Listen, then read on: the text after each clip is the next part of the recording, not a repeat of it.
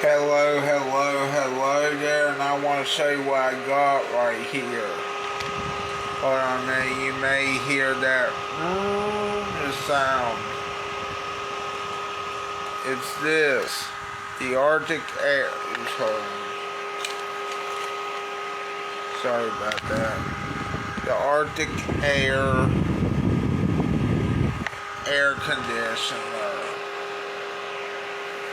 Yeah. Arctic Air.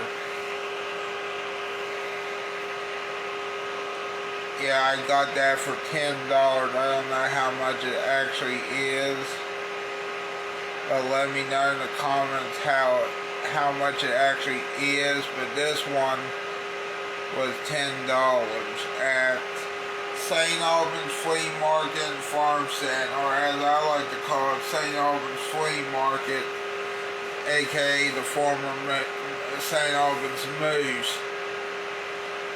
Yeah. The Salton Sea. Journey through the California desert, the Salton Sea, Salvation Mountain, Slab City. Wait, what now?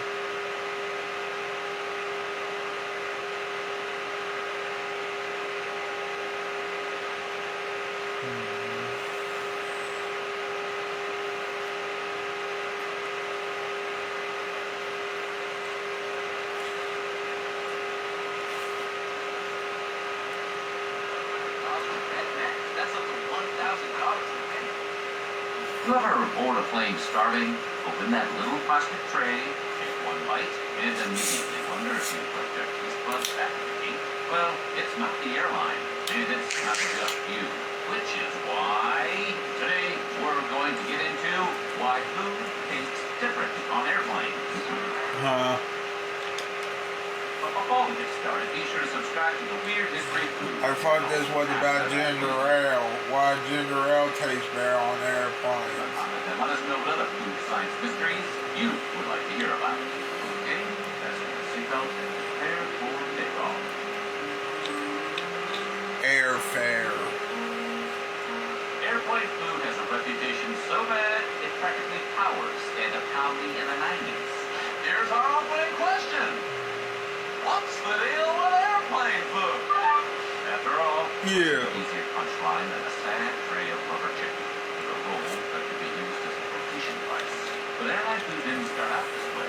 In the beginning, airline meals weren't really meals at all.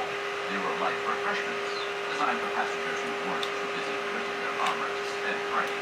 In the 1920s, planes were small, routes were short, and comfort was limited. Early airlines like Daimler Airway, Canada Transport, and Western Air Express were experimenting with passenger service, but food was still secondary to the whole please don't crash vibe. By the 1930s, airlines started building real infrastructure around what passengers ate. This was one of the first moments where airline food became a real category instead of just snacks handed out in the sky. One major turning point was when United Airlines set up the first dedicated in-flight catering kitchen. Because once you start serving actual meals, you need a system that isn't just very broad sandwiches from home. Around the same time, Pan Am became known for being one of the first airlines to keep food in flight on board a Sikorsky S-42. That doesn't sound revolutionary today, but back then, it was basically sky wizardry. Look, I haven't been on an airplane, but in the 1940s, food forces changed airline meals forever. Longer flights and the post-war boom of refrigeration and frozen food. yeah. The key figure of the era was William Maxon, who introduced the idea of eating frozen meals on a plane. Essentially, early TV dinner-style food that could be prepared consistently in the air. It Nice. was one of the first big signs that airline meals were headed towards something more industrial. Food designed not just to taste good, but to be repeatable, safe, and sturdy enough to survive the logistics of life. The 1950s was an era of airline competition, and with more people flying, airlines looked for ways to stand out. That meant marketing the experience of being on a plane as something glamorous, and food was a huge part of that fantasy. This period gets remembered for sandwich wars, menu upgrades, and the general optimism that flying could feel like eating in a classic restaurant, just with more turbulence and smoke. In the 1960s, airline food got one of its most iconic visual upgrades, rolling service cars.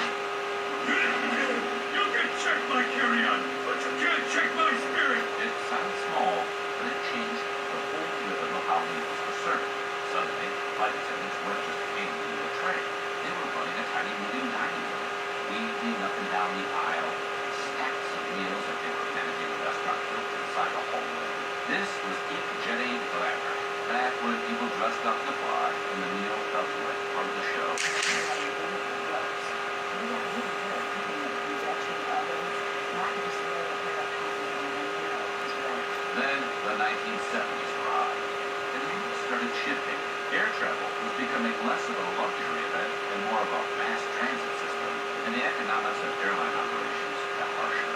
Meals started to lose their status as a core piece of the experience because the priority became cost efficiency. That shift only accelerated in the decades to come. By the 1980s, airline cost cutting became famous enough to turn into legend. And no story sums it up better than the one olive tale. American Airlines is said to have saved $40,000 a year by removing one olive from first-class salads. It's one of those facts that is too ridiculous to be true and too accurate to be fake. Airline economics can be brutal. Achieving small luxuries is the easiest way to trim budgets without causing overhaul. This era is also when airline food became a cultural punching bag. A reliable joke for comedians, sitcoms, and anyone who needed an easy laugh.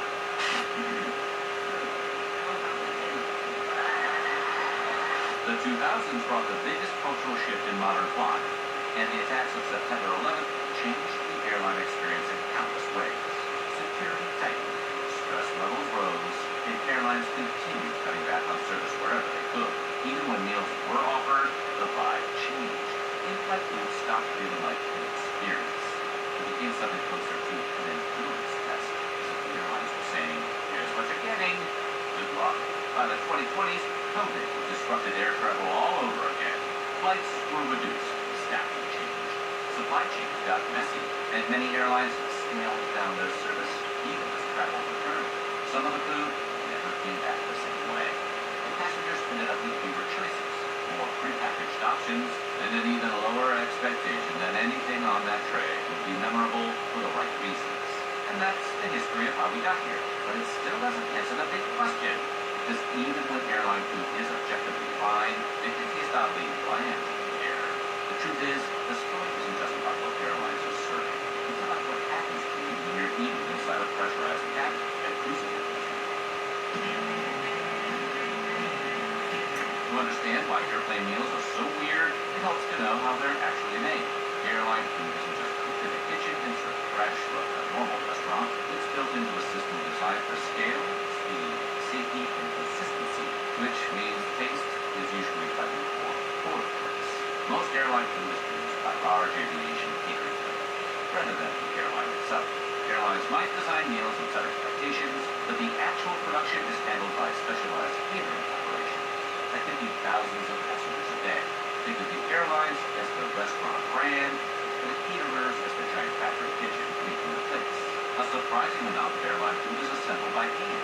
Even in our automated world, there are still people in hairnets building trays piece by piece, like they're assembling edible IQ furniture. That's partly because airline meals involve lots of individual components: an entree, a side, a dessert, a roll, butter, utensils, condiments, portioned, sealed, labeled, and stacked in a specific order, so food is distributed quickly in a narrow aisle. As for freshness, it's usually fresher than the jokes make it sound, but not made for you right now fresh.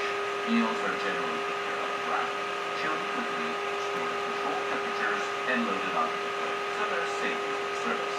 And that's definitely one of the reasons airline food can feel muted or stale. It's designed to survive delays in logistics, not to keep the dish in the restaurant. Menus are typically developed with major constraints in mind. Airlines may work with chefs or consultants, but food has to reheat well, hold up in packaging, survive transport, and still look presentable after being handled in bulk. The goal is consistency and safety, not culinary excellence. That's why certain foods are just from the start.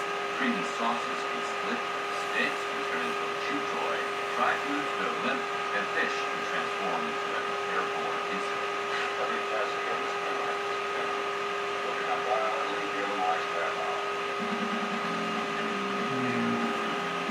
Now we get to the part that makes you want to never eat on a plane again. Airline food isn't just weird. Sometimes it's legitimately risky. Not necessarily because it's always safe, but because this system has so many opportunities for things to go wrong. No shit.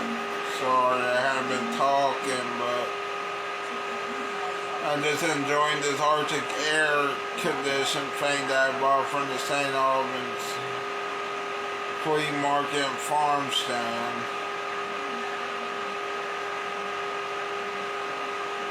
You know,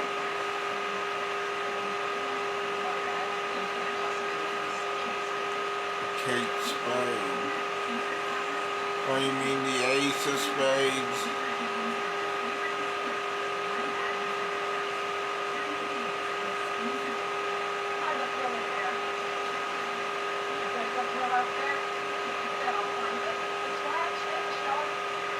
One of the most unsettling details of airline moving story is how light the oversight can be. Not too surprising considering their hands-off approach to oversight components themselves. A left-side door panel known as an MED Plus flew off at 14,000 feet in the air, causing the plane to suddenly depressurize. According to reporting on airline catering inspections, the FAA only requires airplane food caterers to be inspected roughly once every 3 to 5 years. Technically, the inspection schedule is long, equals several hours for meals a day on a ticking clock. Even worse is that sanitation on board the aircraft itself can be inspected even less often. Sometimes basically like time allows, which is a phrase that seems like it should never be in the same sentence as food safety. In inspection reports obtained through public records requests, FDA inspectors found conditions that range from gross to genuinely alarming. There were cases of condensation dripping on the food, fans blowing dust on the food, thermometers being off by as much as 55 degrees, raw meat contaminating cooked meat, moldy bread, live birds, and insects, and even bird and rodent droppings in airline catering facilities. Not the side you want with your solitary steak. And what makes it even more frustrating is that violations were frequent, but penalties were rare. When the system is built around speed and volume, there's always pressure to keep food moving. That doesn't mean every airline meal is dangerous, but it does mean the stakes are higher than you'd expect for something that's already famous for tasting like pork farm pork. Well, about 7 hours ago, I was in London. Which leads us to the big mystery we've been circling this whole time. Because even when your food is safe, and when it's decent on the ground, it still tastes wrong in the end. But why?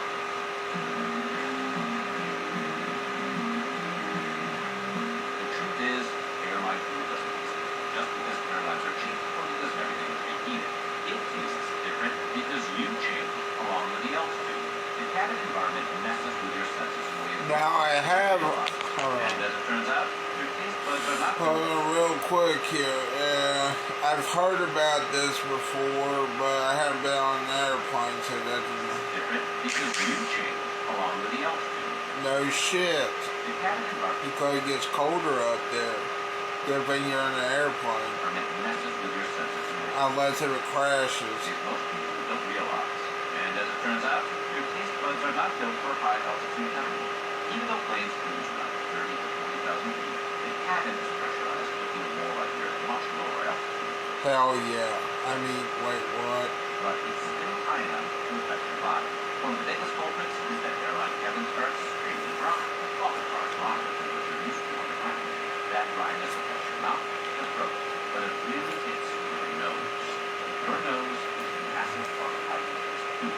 A huge amount of what we call taste is actually smell. Your tongue detects basic tastes like sweet, salty, sour, bitter, and umami. Nice. Nuance, the aromatics and complexity that make food feel alive comes from your sense of smell. When dry cabin air messes with your nasal passages, you lose your ability to pick up aromas. And suddenly, everything tastes flatter. You're not just eating worse food, you're eating with a reduced version of your own flavor system. That's why airline meals can taste bland, even when they're totally fine on the ground. People can have reduced sensitivity to tastes like sweet, salty, and altitude. So food that normally feels balanced can suddenly feel like it's missing something. Airlines often compensate by using stronger seasoning, richer sauces, and more aggressive flavor profiles, which still might not taste the way you expect. But here's where it gets interesting. Not all flavors get hit equally. Umami, that deep, savory taste can differ things like tomatoes, mushrooms, bleach, cheese, soy sauce, miso, and broths, tends to hold up better in the air. That's one reason airlines often lean toward tomato-based components, rich sauces, and savory forward dishes. Umami is more likely to survive in cabin, but still feel satisfying. And this is where the legendary airplane drink finally makes sense. Tomato juice is famously popular on planes. You're going to love people who never drink it on the ground. some of that is tradition, but there's also a science to this approach. Tomato juice is basically a salty umami bomb in liquid form. When sweetness and saltiness are dulled and those sense of smells weakened, a drink with that much savory depth can still punch through and feel like it has personality. Ginger ale has a similar advantage. It's one of those drinks that feels like it belongs on a plane, but ginger's flavor profile is also sharp and aromatic in a way that Kentucky has really easy experience. It's sweet, Oh, there's the bubbly, ginger and ale has part. a spicy bite. Your senses can actually register even when your nose is struggling to do its job. So when people say airplane food is bland, they're not wrong. But the reason isn't just bad cooking. It's dry air, altered perception, dull smell, and your body operating under conditions it wasn't designed for. Airplane food is compromised, but you're compromised too. Together, you create the perfect storm, where even decent food can taste like a made concept instead of a meal. Once you know the real reason airplane food tastes different, the goal stops being find the perfect airline meal and becomes work for the environment instead of fight it. The easiest thing you can do is hydrate. Yeah, it's boring advice.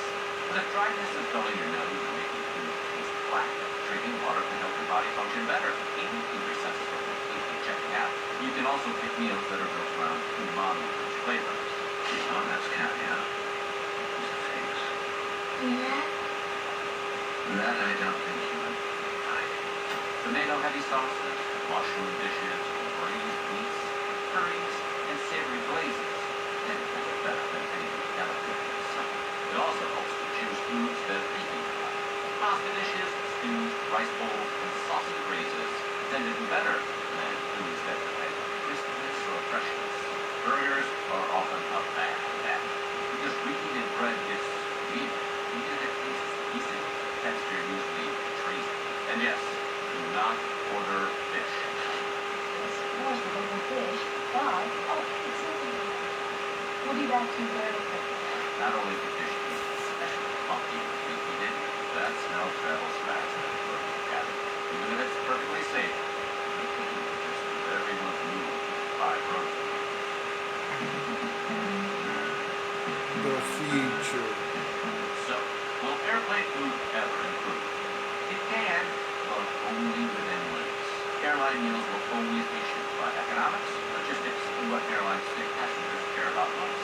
Even if airlines suddenly become generous and serve restaurant quality food across the board, your taste buds would still be weaker at altitude. The cabin environment is still lacking flavor. Your nose would still be dried out. Your sense of sweet and salty would still be dull. The real future of airline food isn't it becomes five-star dining, it's smarter, more umami-full dishes, better reheating strategies, stronger seasoning, food designed specifically for how humans actually experience taste in a pressurized cabin.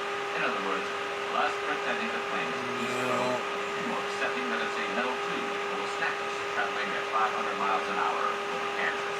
So next time you take a bite of airplane food and think, this tastes like nothing, remember, it's not the chicken's fault.